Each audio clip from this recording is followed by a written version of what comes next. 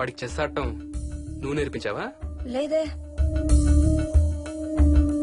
ఇంకెంతసేపు తాతయ్య త్వరగా ఆడు. రేయ్ ఎవరితో ఆడుతున్నావురా? తాతయ్యతో. ఏడు తాతయ్య? ఇదిగో అక్కడ కూర్చున్నాడు. ఎక్కడా? ఇక్కడ. ఇంకోసారి తాతయ్య అన్నావు అంటే పడతాయి నీకు. వెళ్ళు వెళ్ళి ఆ బ్యాట్ తీసుకుని రా, బయటికి వెళ్ళి క్రికెట్ ఆడదాం. నేను నీతో ఆడను పో. వికయ్ వికయ్ వికయ్. చిన్న పిల్లలతో మాట్లాడేది అలాగేనా? మరి ఇంకెలా మాట్లాడతారు? Wiki wiki. డాడీ నన్ను ఎప్పుడు తిడతాడు mummy. That's because he loves you so much baby. నువ్వంటే చాలా ఇష్టం కాబట్టి.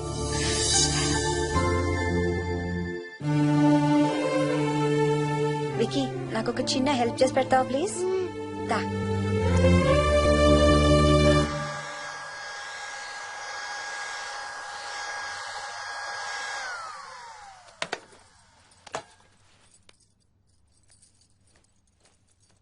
Hi aunty. Hi Vicky. Mummy మీకు బాక్స్ ఇచ్చిరమ్మంది. Thank you.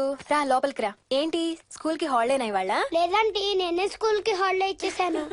అంటే నేను అంకుల్ ప్లే స్టేషన్ లో గేమ్స్ ఆడుకోవచ్చా? ఓకే వెళ్ళి ఆడుకో.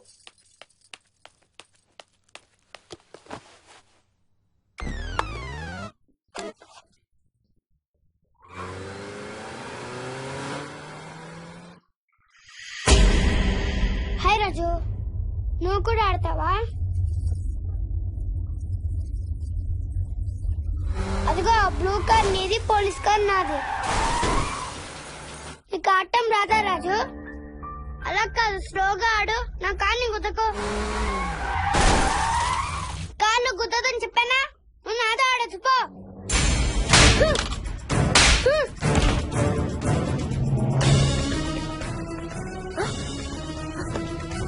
Wiki Vicky Vicky Vicky. Mummy mummy mummy Vicky. Mummy రేయ్ రేయ్ అక్కడికి వెంట్రా. లేదు మమ్మీ. నేను దింపుతాను వాడిని. నువ్వు చేయి పట్టుకో. పట్టుకో మమ్మీ. రే చేయి పట్టుకోరా. మెల్లగా. ఆ చేయి కాదు ఈ చేయి. మెల్లగా. దిగు మెల్లగా మెల్లగా దిగు. అసలు నువ్వు ఫ్యాన్ ఎందుకు ఎక్కావరా? నిన్న ఎక్కలేదు మమ్మీ. కెప్టెన్ రాజేను కొట్టెక్కిచ్చాడు. రాజు గీజు అని అబద్ధాలు చెప్పావు, చంపేస్తాను. పదింటికి. సారీ మోహిని. It's okay. అసలు స్కూల్కి వెళ్ళకుండా నువ్వు డాడీ రాను బాగా పడతాయి నీకు.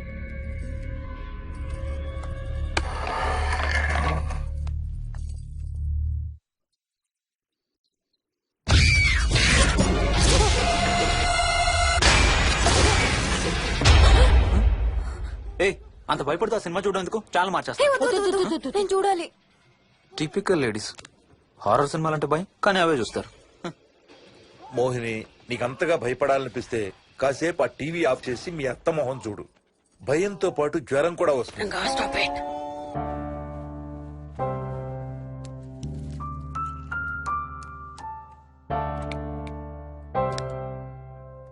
చిన్నప్పుడు నువ్వు బాగా కోతివా? ఏ చెట్లు పుట్లు బాగా ఎక్కేవాడివా? మనం ఎక్కలేని చెట్టు లేదు. తాడి చెట్టు కొబ్బరి చెట్టు అయితే స్పైడర్ మ్యాన్ కూడా ఎందుకు పనికిరా. అందుకే నీ కోతి బుద్ధులే నీ కొడుకు వచ్చాయి. ఏం చేసాడు?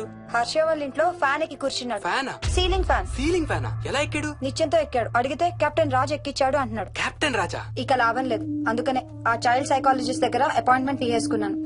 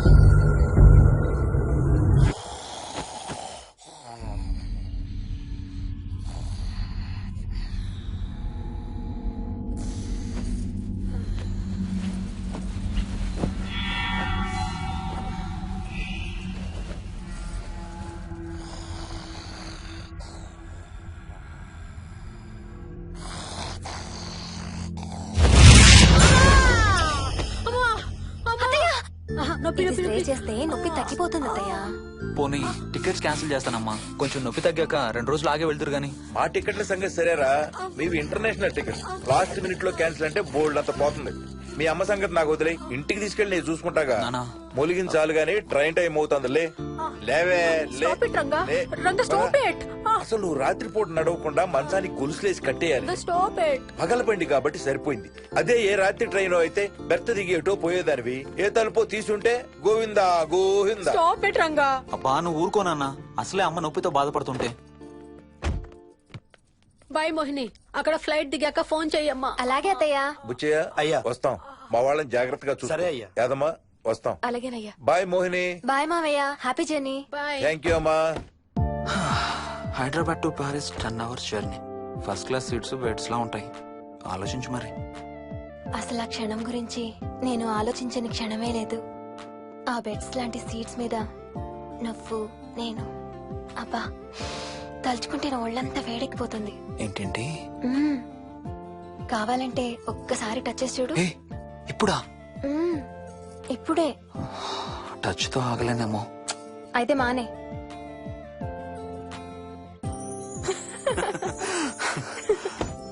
రేయ్ తొందరగా రారా, టైం అవుతుంది.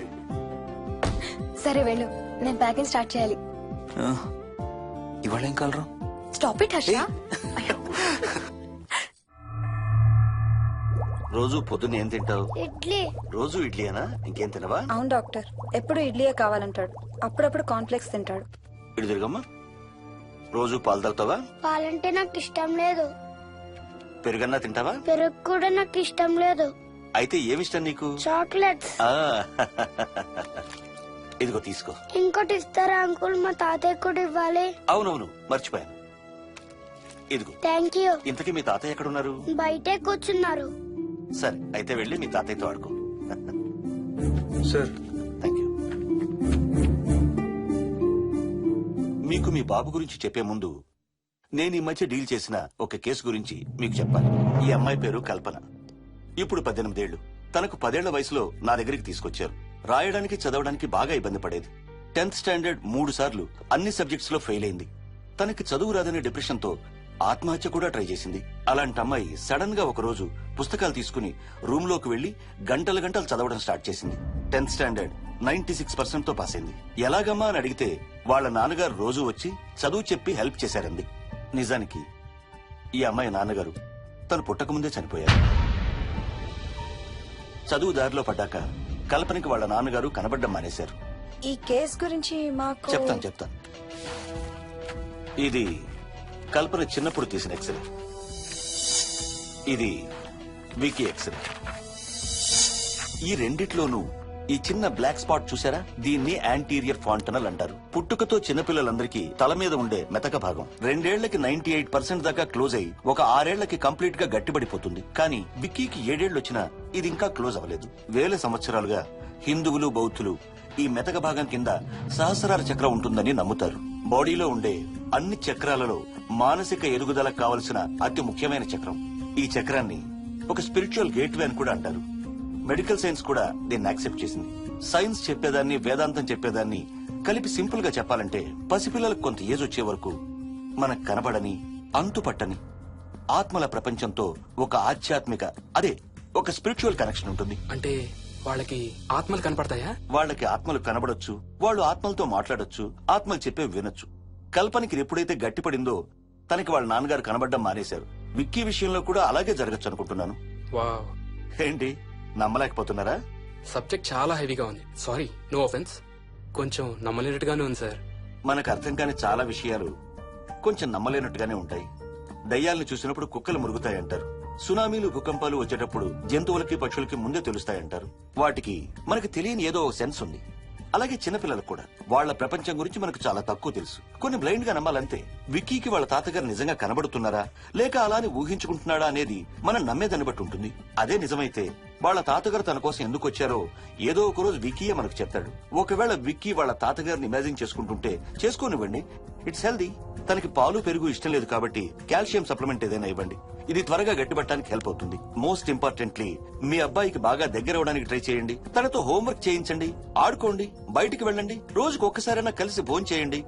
విక్కీలో చాలా మార్పు చూస్తారు. చాలా బాగుంది, తీసుకో. అయితే నేను తినేస్తా. వికీ దా.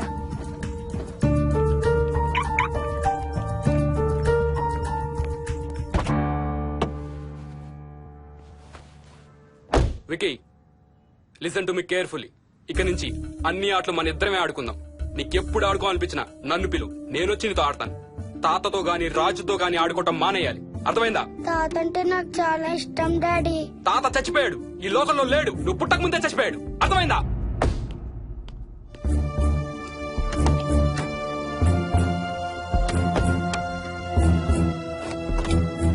డాడీ ఏంట్రా? తాత నిన్ను సీట్ బెల్ట్ వేసుకోమంటున్నాడు. రేయ్, నిన్ను తాతన స్టాప్ ఇట్. వాడితో డీల్ చేసే విధానం అది కాదు. కార్తీ ఇవ్వు, వాడికి బాగా గారం ఇవ్వు, తర్వాత ఏడుస్తావు నువ్వే.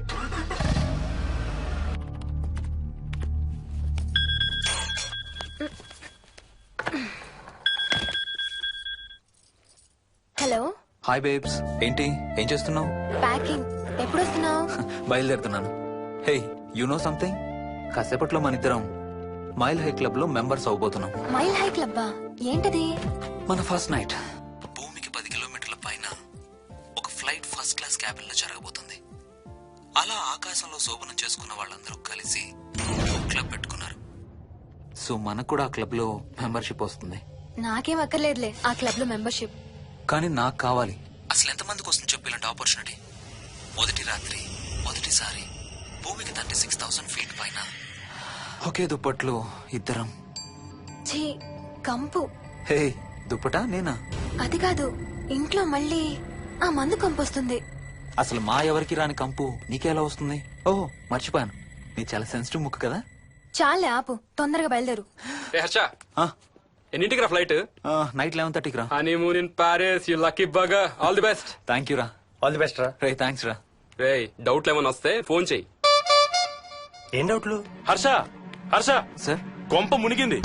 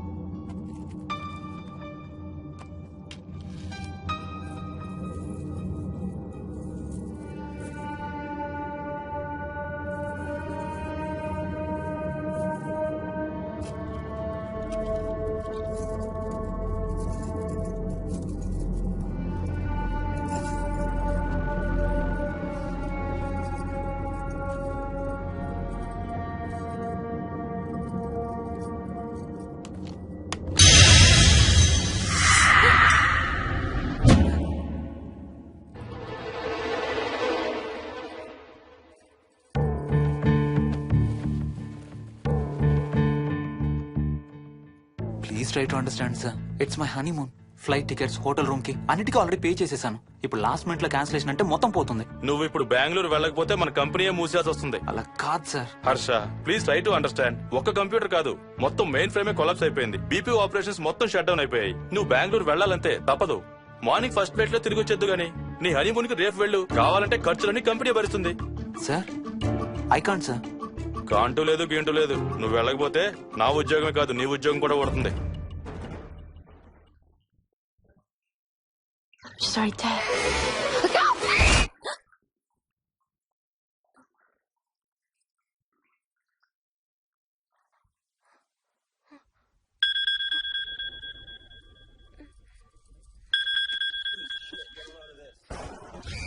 హాయ్. ఏంటి అరుపులు కేకలు? సినిమా చూస్తున్నాను. మళ్ళీ ఇంకో హారర్ సినిమానా? ఏంటి ఇంకా రాలేదు? బ్యాడ్ న్యూస్, మనం ఇవాళ నైట్ వెళ్ళడం లేదు. వాట్? ఏమైంది? బెంగళూరులో సర్వర్స్ అన్ని డౌన్ అట. సో నన్ను అర్జెంట్ గా అక్కడికి వెళ్ళమంటున్నారు. ఎప్పుడు? ఇంకో 2 hours లో ఫ్లైట్ ఉంది. ఇంటికి వచ్చే టైం కూడా లేదు. ఎప్పుడు వస్తావు? మార్నింగ్ ఫ్లైట్ లో వచ్చేస్తాను. మరి మన టికెట్స్? రీషెడ్యూల్ చేస్తాను. రేపు ప్యారిస్ కి ఫ్లైట్ లేదు, ఎల్లుండి ఉంది. అబ్బా, ఆ మైల్ హై క్లబ్ లో ఈ రాత్రికి మెంబర్ అయిపోవచ్చని ఎంత ఎక్స్పెక్ట్ చేశానో తెలుసా? హే, డోంట్ వరీ స్వీటీ. ఏముంది, ఎల్లుండి నైట్ మెంబర్స్ అవుదాం. ఇవాళ నీ కోసం నీ ఫేవరెట్ కలర్ బ్లాక్ వేసుకున్నాను తెలుసా? ఏ, అసలే చిరాగ్గా ఉన్నాను ఇంకా ఉడికించు. Okay baby, I have to go. Sorry, ఒక్కదాన్ని వదిలేసి వెళ్తున్నాను. తొందరగా వచ్చే. నువ్వు మార్నింగ్ లేచేసరికి వచ్చేస్తాను. Okay, love you. Love you, bye.